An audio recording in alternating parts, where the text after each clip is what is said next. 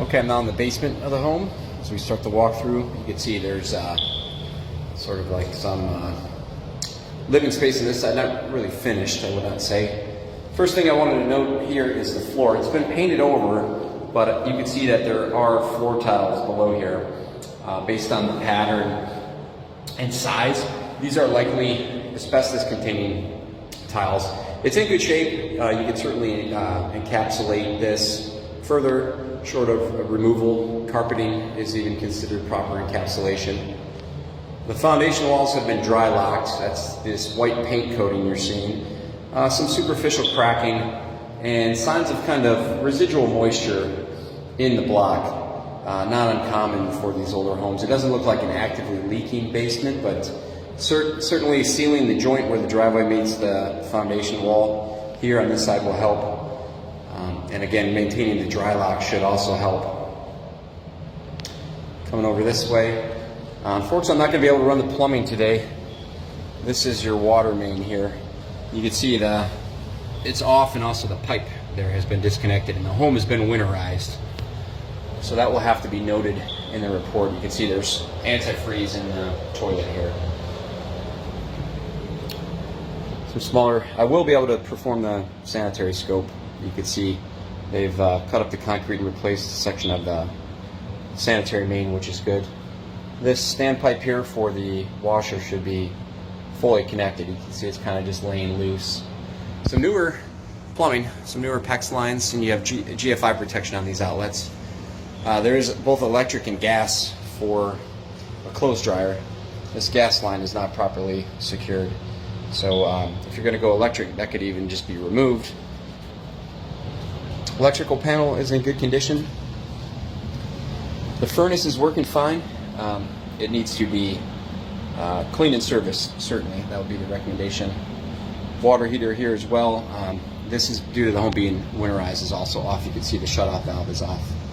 Smaller issue here, the flex lines on the water lines, especially when they're that close to a flue pipe, which gets very hot, can cause issues, so should be corrected. Electrical panel's in good shape.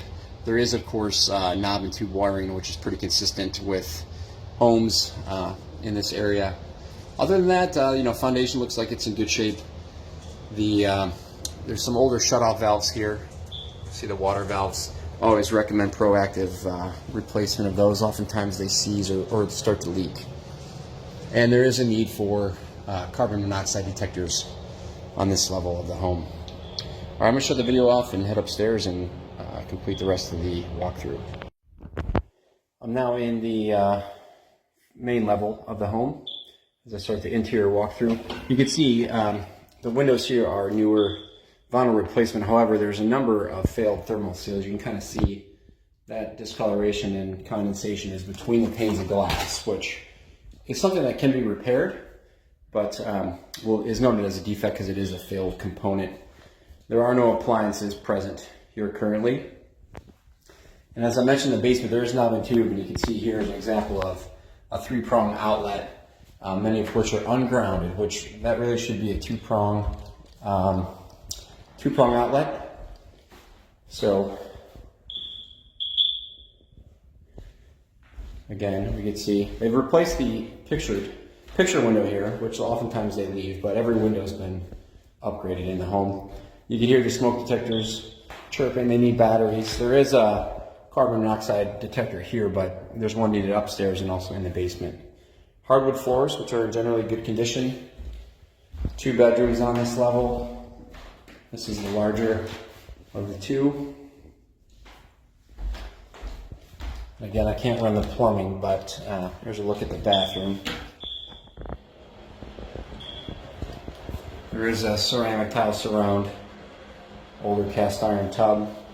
There's what's known as an S-trap here. Underneath the drain pipe here is an S-trap, which is no longer allowable per code, so that should be updated.